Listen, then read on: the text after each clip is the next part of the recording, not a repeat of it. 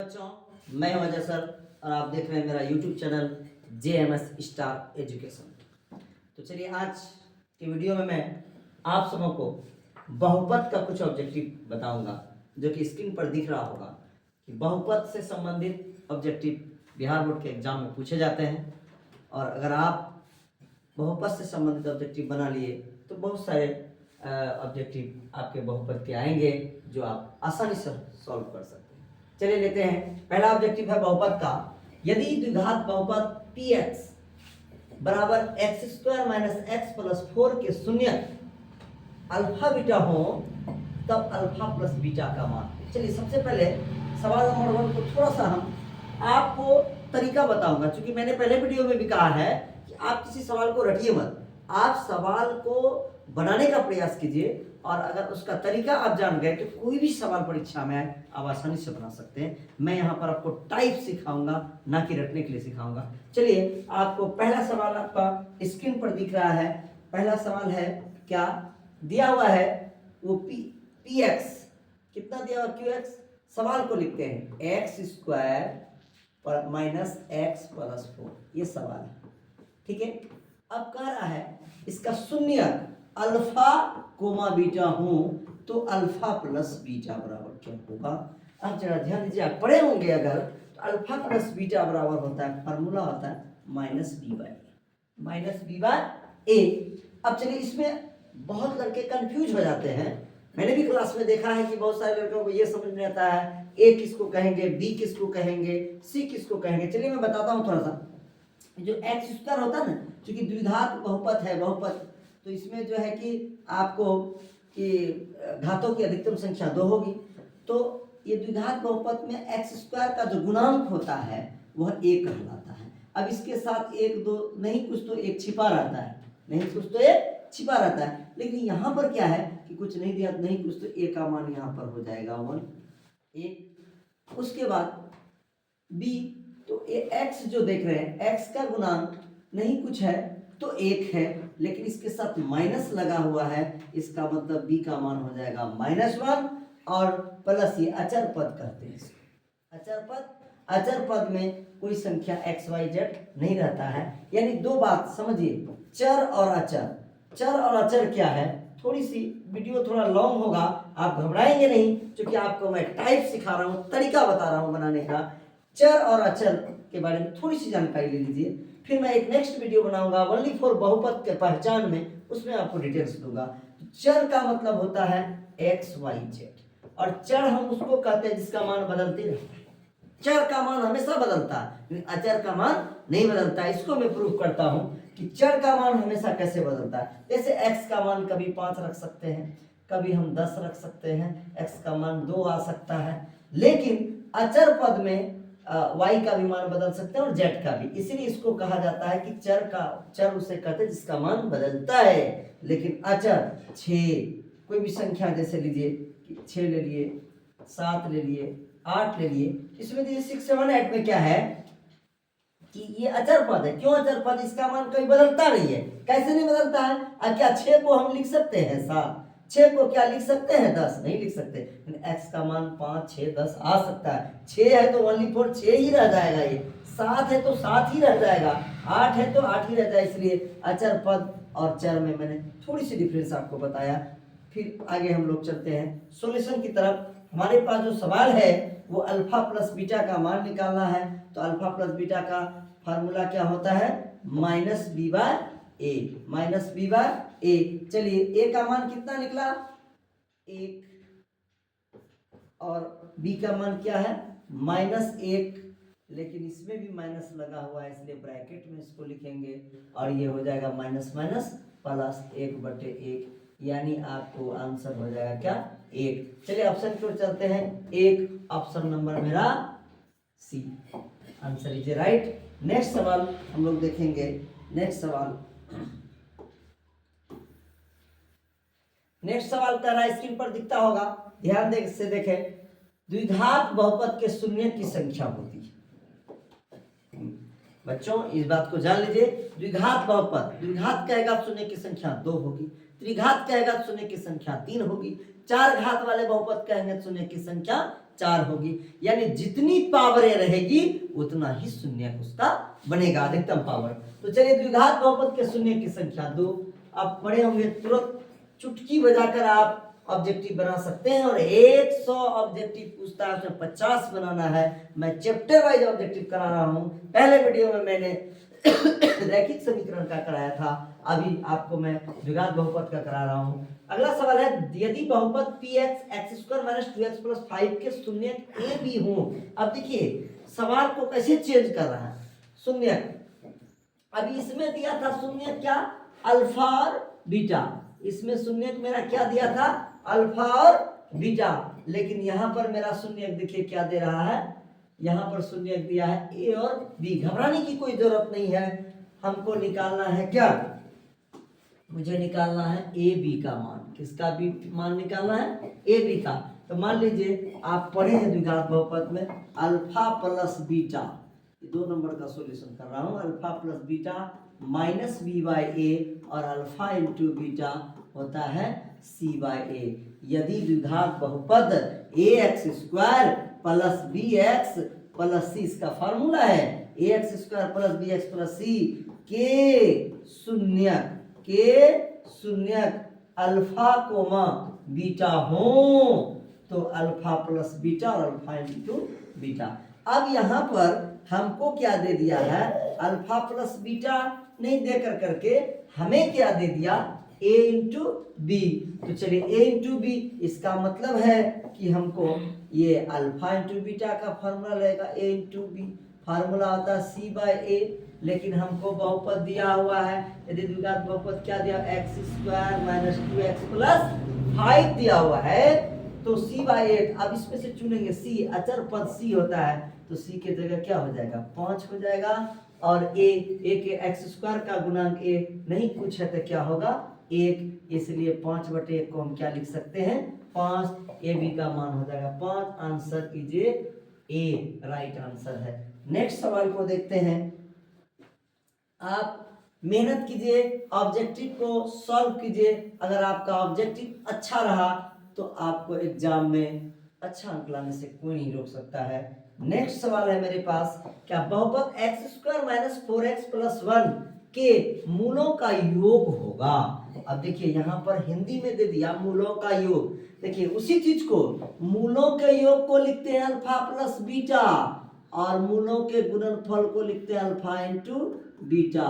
तो मूलों का हमको क्या पूछा है, योग पूछा है। क्या पूछा है, योग। इसका मतलब अल्फा प्लस क्या हो जाएगा, बीटा हो जाएगा। अल्फा प्लस क्या हो जाएगा, बीटा। और इसका फॉर्मूला मुझे याद है, क्या होता है, सी माइनस बी बाई ए। इसका फॉर्मूला क्या होता है, अल्फा प्लस बीटा का माइनस बी बाई ए। चलिए सवाल की ओर चलते हैं। बहुपद x² - 4x + 1 के मूलों का योग निकालने के लिए कहता है, तो माइनस बी, इसको हल करेंगे। माइनस यहाँ फॉर्मूला का पहले से है। यहाँ पर देखिए कि b, अब ये x² के साथ गुणांक जो रहता है बाएं तरफ उसको a कहते हैं, x का जो होता है उसको b कहते हैं। अचर पद जो 1 से लेकर के नॉमिनल है उसको हम लोग क्या कहते हैं, c कहते हैं। तो यहाँ पर a के जगह क्या है, x का गुणांक क्या है, माइनस में रहे तो चिन्ह को दर्शाएंगे, इसलिए -4 हो जाएगा। अब x² का गुणांक चूंकि फार्मूला में a है, a के जगह नहीं कुछ तो 1, ये माइनस माइनस प्लस हो जाता है, और बाय 1 बराबर इसको क्या लिखेंगे, 4। चलिए option number B is a right answer. अगला सवाल है मेरे पास, त्रिघात बहुपद। त्रिघात बहुपद का सबसे व्यापक रूप क्या होता है। देखिए द्विघात बहुपद का व्यापक रूप पूछेगा तो ax² plus bx plus c बोलेंगे, और त्रिघात बहुपद का कहेगा तो हम लोग ax³ plus bx² plus cx plus d, ये आपको याद भी रखना है, त्रिघात बहुपद का व्यापक रूप। तो चलिए देखिए ऑप्शन में, यहाँ पर ax² ये द्विघात है, यहाँ पर a पर पावर 4 है, 4 घात है, यहाँ पर ax³ है, त्रिघात का है, ax³ plus bx² plus cx, इसका मतलब answer number C is right. Next सवाल देखते हैं। नेक्स्ट सवाल स्क्रीन पर दिखता होगा, आप ध्यान से देखें और हमारे इस चैनल को सब्सक्राइब और लाइक जरूर कर दें। अगर आपको वीडियो अच्छा लगे तो आपको नोटिफिकेशन मिलता रहेगा। मैं प्रत्येक दिन अभी बिहार बोर्ड के मैट्रिक के छात्र छात्राओं के लिए एक यूनिक ऑब्जेक्टिव लेकर करके हर रोज आपको हम अपने चैनल में आएंगे। तो चलिए आगे सवाल है, यदि ए यानी ए नहीं कहें इसको, हम कहेंगे अल्फा, यदि अल्फा कोमा बीटा द्विघात बहुपद x² - 5x + 7 के मूल हो तो अब देखिए थोड़ी सी परेशानी क्या कर दिया, 6 नंबर में मान किसका निकालना है मुझे, 1/अल्फा + 1/बीटा का मान निकालना। अब कहिएगा कि अभी तक तो हम लोग, और इस तरह का सवाल दे देता है, घबराने की कोई जरूरत नहीं, बहुत इजी में बनेगा ये आपका। द्विघात बहुपद मेरा क्या है, द्विघात बहुपद है x² - 5x + 7 है। पहले इसको हल करने सीखें, इसका एलसीएम लेंगे हम। अल्फा और बीटा का जब एलसीएम लेंगे तो दोनों अलग संख्या है, इसलिए क्या हो जाएगा, अल्फा इंटू बीटा हो जाएगा, अल्फा इंटू बीटा। अब क्या होगा, जब इससे इसमें भाग देंगे तो अल्फा अल्फा कट जाएगा, तो बचा क्या, बीटा। तो बीटा को हम बीटा को 1 से गुना करें, ऊपर वाले, चूंकि आपको भिन्न का जोड़ आना चाहिए। अगर आपको भिन्न का जोड़ नहीं आता है तो ये जो हम एलसीएम ले रहे हैं समझ में नहीं आएगा आपको। तो भिन्न का जोड़ कर दिए, बीटा हो गया, प्लस है तो चिन्ह किसका देंगे, प्लस का देंगे। अब क्या करेंगे, इससे भाग देंगे तो बीटा और बीटा कट जाएगा, बचा क्या, अल्फा। अल्फा को फिर 1 से गुना करें, क्या हो जाएगा, अल्फा। उल्टा लग रहा है, इसको हम सीधा कर सकते हैं, पहले अल्फा प्लस बीटा लिख सकते हैं, इसको अल्फा इंटू बीटा लिख सकते हैं। चलिए इतना जब हमने कर लिया, अब द्विघात बहुपद की तरफ चले। यहाँ पर दिया हुआ x² - 5x + 7, तो इसमें हमको मान क्या चाहिए,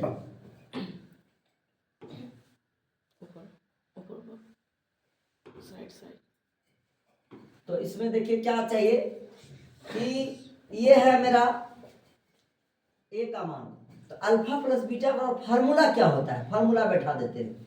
अल्फा प्लस बीटा का फार्मूला होता है -b/a अल्फा प्लस बीटा, और इसका फार्मूला हो गया c/a। चलिए थोड़ा सा एक स्टेप आगे लेते हैं, -b/a आई भागा में है, जाएगा गुना में तो नीचे वाला ऊपर चल जाएगा, ऊपर वाला क्या हो जाएगा, नीचे, और ए और ए खत्म, तो बराबर बचेगा -b/c, -b/c। अब चलिए द्विघात बहुपद में चलने, b का मान चाहिए हमको।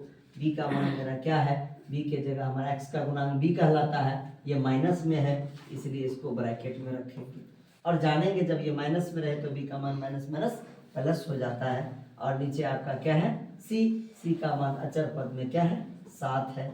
अब माइनस माइनस पर 5 बटे क्या हो जाएगा, 7। जरा देखिए 5/7, option number B is a right answer. इसी तरह हर ऑब्जेक्टिव का टाइप सीखेंगे, अगर हमें टाइप्स मालूम हो जाएगा तो हम ऑब्जेक्टिव आसानी से हल कर सकते हैं। अभी मेरा हम यहाँ वीडियो आपको समझा रहे हैं, इसलिए थोड़ा लगता होगा बहुत समय लग रहा है, लेकिन आप जान लेंगे तरीका, आप पूरा आसानी से कर सकते हैं। नेक्स्ट सवाल 7 नंबर, द्विघात बहुपद 6x² - 7x - 3 के शून्यक होंगे। अब देखिए द्विघात बहुपद है तो 2 शून्यक होंगे, लेकिन 4 ऑप्शंस हैं, तो हम क्या करेंगे, इसको कैसे निकालेंगे। आप ऑप्शन से भी निकाल सकते हैं, और अगर आपको अभाज्य गुणनखंड आता है तो अभाज्य गुणनखंड विधि से कैसे निकालेंगे। चलिए अभाज्य गुणनखंड विधि सीख लीजिए, 6x² - 7x - 3।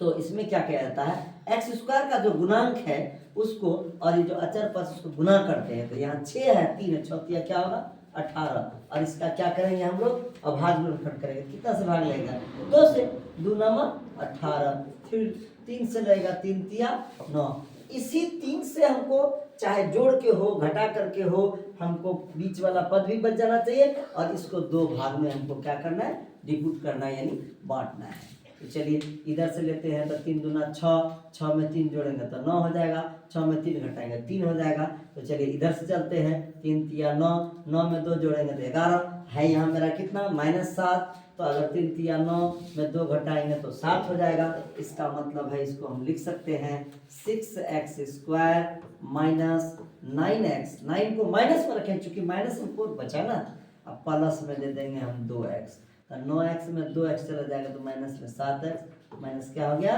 3। इसका हम एलसीएम लेंगे, तो एलसीएम जो दोनों में जो आए इसका अलग लेंगे और इसका अलग लेंगे। आप देख रहे हैं यहाँ पर मेरा 6 है और यहाँ 9 है, तो क्या कौन ऐसी संख्या ले दोनों में भाग ले 3 लेंगे 3x अगर ले लेंगे 3 गुना 6 2x माइनस 3 से भागा देंगे 3 तिया 9 प्लस है तो चिन्ह किसका देंगे प्लस का चिन्ह देंगे। अब इसमें देखना है ना 2 है यहाँ तो 2 नहीं यहाँ 3 है तो कुछ नहीं कॉमन आएगा तो 1 लेंगे और 1 से जब भागा देंगे तो 2x माइनस 3 होगा। हर हाल में हमेशा ये जो ब्रैकेट में रहता है ये बराबर होना चाहिए चिन्ह के साथ। तो चलिए तो 3x और बाहर वाले को एक साथ लिख रहे हैं और ये 2 में से 1 लिया जाता है, ये बात हमेशा ध्यान में रखिए। अब इसका शून्य निकालते हैं 3x plus 1 equal to 0 3x equal to plus में है तो माइनस में आएगा x इक्वल टू माइनस 1/3 हो जाएगा। तो x का एक मान निकल गया।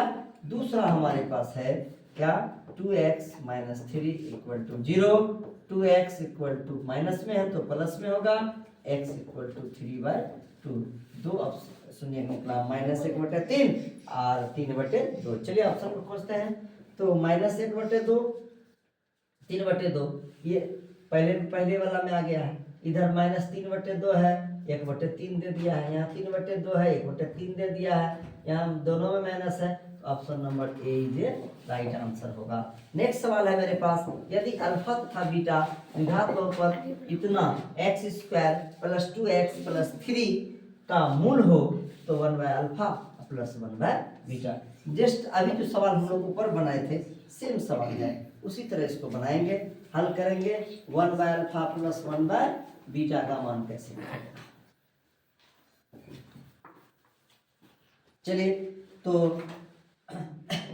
सवाल नंबर है मेरा कितना 8 में क्या है कह रहा है कि 1/अल्फा प्लस, तुरंत इसको लिखेंगे और आपको प्रयास हो जाए बनन इसका एलसीएम लेंगे अल्फा इंटू बीटा, अल्फा से कट जाएगा बीटा प्लस अल्फा बराबर ये हो जाएगा क्या अल्फा प्लस बीटा लिख सकते हैं, इसको अल्फा इंटू बीटा लिख सकते हैं।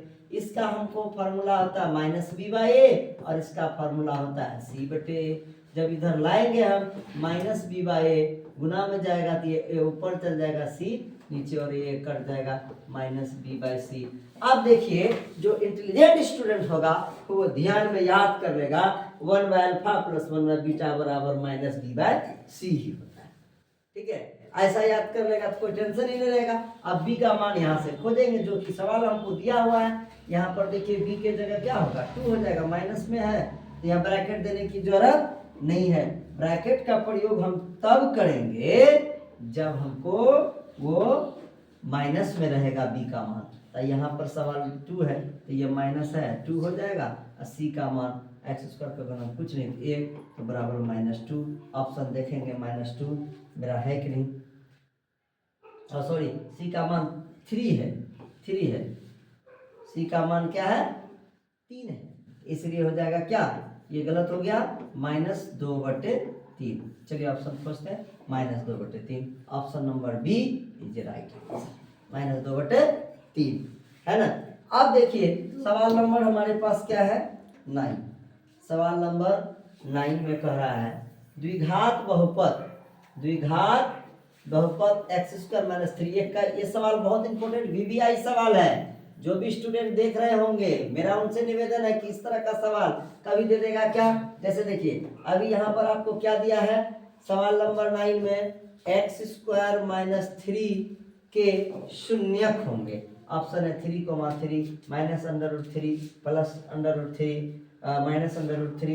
-√3 चार ऑप्शन हैं। x² - 3 दे दे, x² - 5 दे दे, x² - 7 दे दे, ऐसा दे दे, इस टाइप का देता ही है। तो चलिए इसको क्या करेंगे शून्य निकालना है, इसमें कुछ नहीं करना है। x² बराबर ये -x² बराबर इसको इसके बराबर 0 कर देंगे, शून्य निकालना बराबर क्या कर देंगे 0, x² बराबर माइनस में इधर आएगा प्लस में और x बराबर हो जाएगा 3 और इस पर रूट चढ़ा देंगे प्लस माइनस लिखेंगे। जब भी सिंगल पर्सन स्क्वायर से हटता है तो इस पर रूट चढ़ता है और प्लस माइनस बनता है। इसका मतलब हो गया एक बार हो जाएगा प्लस में, एक बार हो जाएगा √3 माइनस में, प्लस लिखा नहीं जाता। चलिए ऑप्शन में देखते हैं कि 3 - √3 कहाँ है। तो 3 यहाँ 3 प्लस में है, यहाँ -√3 और +√3 है कॉमा में, इसका मतलब option number B is a right answer. इस तरह का निकालेंगे। अब मान लीजिए x² - 5 ही दे देता, कहता शून्य निकालने के लिए बराबर कर देते हैं 0, x² बराबर ये माइनस में, इधर आ जाता किसमें होता प्लस में, और x का स्क्वायर हटता तो यहाँ पर चढ़ जाता +-5। इसका मतलब x का मान एक माइनस में हो जाएगा और दूसरा किस में हो जाएगा प्लस में। इस तरह के सवाल आते हैं, आप आसानी से टाइप्स को जानिए, आपका एक भी ऑब्जेक्टिव गलत नहीं होगा, खास करके ये द्विघात समीकरण का। यानी जितने भी चैप्टर्स हैं, हर चैप्टर का ऑब्जेक्टिव मैं चैप्टर बाय चैप्टर कराऊंगा और आपको सिर्फ टाइप सिखाऊंगा और निश्चित रूप में आप बना सकते हैं। नेक्स्ट सवाल है, निम्नलिखित में कौन बहुपद नहीं है। देखिए बहुपद का स्पेशली मैं एक वीडियो बना करके डाला हूं, उसको आप देख लीजिएगा कि उसमें बताया गया है बहुपद को कैसे पहचाना है। देखते देखते पहचानिए, फिर मैं थोड़ी सी बातें बताता हूं आपको। निम्नलिखित में कौन बहुपद नहीं है। कभी कभी पूछता है कि बहुपद है, बहुपद है, अब कभी कभी पूछता है बहुपद नहीं है।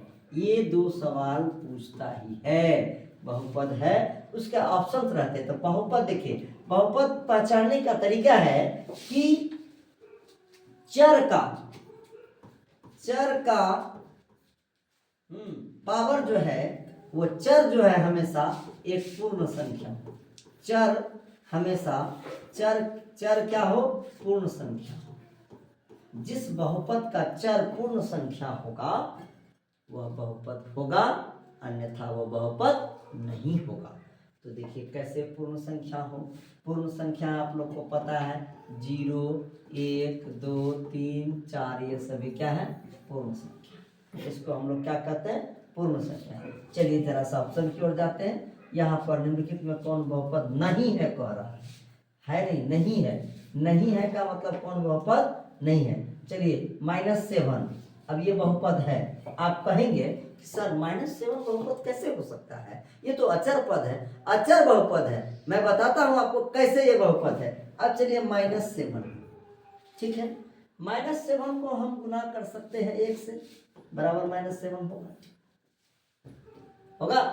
अब -7 को क्या है, -7 को गुना किए 1 से, और 1 को हम लिख सकते हैं x⁴0, 1 को x⁴0 लिख सकते हैं। क्यों कि 1 x पर किसी भी संख्या पर पावर 0, x⁴0 का मान 1 होता है, y पर पावर 0 है तो उसका मान क्या 1 होगा।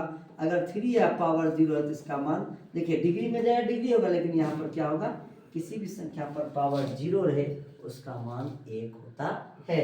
अर्थात इसको हम लिख सकते हैं -7 पर, इसलिए यह क्या है, बहुपद है। यह क्या है, बहुपद है। और कैसा बहुपद है, अचर बहुपद है। लेकिन इसमें अचर चर की बात नहीं, इसमें सिर्फ पूछा गया बहुपद नहीं है, ये बहुपद है। अब चलिए इसमें ये चर का पावर पूर्ण संख्या हो तो पूर्ण संख्या 2 है, चर का पावर क्या है 2। ये अचर पद में रूट चढ़ा हुआ है, इससे कोई मतलब नहीं, इसका मतलब ये भी बहुपद है। अब नेक्स्ट सवाल है मेरे पास सी नंबर 3√x। अब जरा सा देखिए, यहाँ चर पर रूट चढ़ गया, और किसी भी चर पर रूट चढ़ा हुआ है तो निश्चित ही जान लीजिए कि यह बहुपद नहीं है। इसको मैं थोड़ा सा समझाता हूं, इसको लिख सकते हैं 1/2। ये रूट जो है ना, रूट इसका मान हाफ होता है, 1/2 होता है। अब याद रखिए बेसिक नॉलेज है, रूट का मान क्या होता है, हाफ होता है। अब चलिए चर पर पावर क्या आ गया 1/2, 1/2 देखिए इसे पूर्ण संख्या है नहीं है, इसका मतलब है कि यह बहुपद नहीं है, और ये तो द्विघात बहुपद है ही, इसका मतलब इसका आंसर हो जाएगा सी। और इसको विशेष रूप से मैं बहुपद की पहचान बताया हूं, आप मेरे वीडियो को देखिए। आपको ऑब्जेक्टिव बनाने के लिए किसी भी बुक्स की जरूरत नहीं होगी, आप चैप्टर वाइज ऑब्जेक्टिव बनाइए, उसके बाद पूरा ऑब्जेक्टिव लेकर के बैठिए। आपके पास बिहार बोर्ड का मॉडल पेपर होगा, बहुत सारे बुक्स होंगे, आप ऑब्जेक्टिव बनाइए। कहीं पर भी कोई ऑब्जेक्टिव आपसे नहीं बनता है, आप हमें कमेंट करें, मैं आपको उसका सॉल्यूशन बताऊंगा। चलिए आगे है, कौन रेखीय बहुपद व्यंजक है। रेखीय बहुपद आ गया। अब रेखीय का मतलब होता है जिसमें चर में घात नहीं रहे, एक। अब चलिए रेखीय बहुपद, ये तो पावर अधिकतम जो है द्विघात हो जाएगा, ये हो जाए, ये पावर आपका क्या है x² है, ये द्विघात है, ये त्रिघात है, लेकिन रेखीय बहुपद क्या है 2x - 5 रेखीय बहुपद है, क्योंकि x में कोई पावर नहीं है, 1 है, और जिसका पावर 1 हो उसको रेखिक बहुपद कहते हैं, जिसके चर का पावर अधिकतम 2 हो उसको द्विघात बहुपद कहते हैं। अब नेक्स्ट सवाल है मेरे पास 12 नंबर। चलिए इसी तरह आप बनाते रहिए और आपको किसी भी चैप्टर का ऑब्जेक्टिव बनाने में कहीं कोई दिक्कत नहीं होगी। आप अच्छे स्टूडेंट हैं, आपको मेहनत करने की ज़रूरत है। अगर आप मेहनत नहीं करेंगे तो आपको फिर आने वाले परीक्षा में बहुत ही परेशानी की सामना करनी पड़ेगी। चलिए नेक्स्ट सवाल है मेरे पास, आपको स्क्रीन पर दिख रहा होगा। सवाल है कि यदि अल्फा बीटा बहुपद इतना के मूल हो, वही बात 1/α + 1/β। अभी कई बार बताया इसका मान हो जाएगा -b/a, याद कर लीजिए -b/c, -b/ क्या होगा c, चूंकि आगे निकाल चुके हैं। अब यहाँ से खोजिए आप b का मान यहाँ चिन्ह माइनस का है, x है, x के साथ नहीं कुछ तो 1 गुना में होगा 1 हो जाएगा, और c का मान अचर पद 1 है बराबर माइनस क्या हो जाएगा 1। Option number B is a right.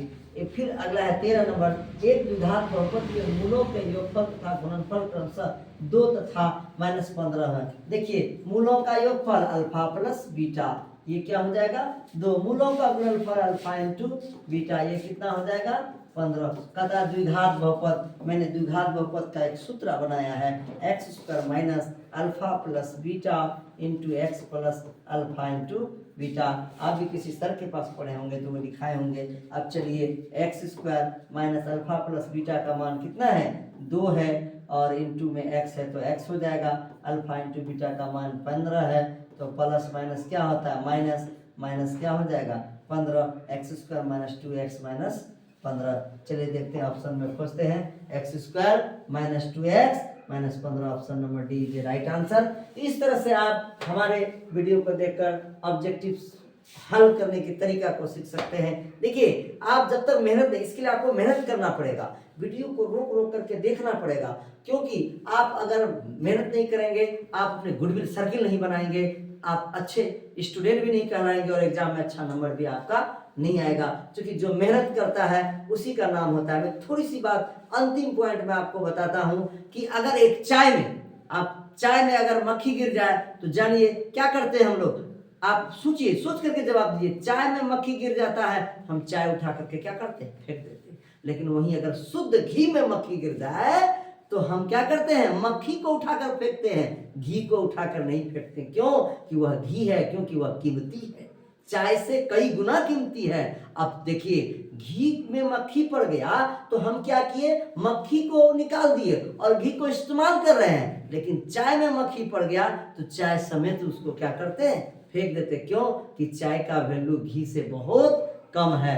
उसी प्रकार से आप अगर अच्छे स्टूडेंट हैं आपका वैल्यू हर जगह होगा, और आप अगर अच्छे स्टूडेंट नहीं हैं आपका वैल्यू कहीं नहीं होगा। अब आप अच्छे बनेंगे कैसे, घी अच्छा कैसे बना, बेचारा घी की बात सुनिए। घी को पहले दूध जब गर्म होता है तो छाली उठता है, उस छाली को लोग ग्लास में अपने बाटी में करके रखते हैं, उसको सराते हैं। बेचारे घी को बनने के लिए छाली को सरना पड़ता है, और फिर 5 दिन के बाद उसे जो है बहुत ही जो है कि फेंटा जाता है, उसको कितने चोट लगती है, मुक्कों से मारा जाता है, और फिर उसके बाद उसको पानी में तैराया जाता है, और फिर तब छाँक करके उसके बाद भी नहीं छोड़ता, उसको आग में देता, तब बनता है घी, इसलिए बना वो कीमती।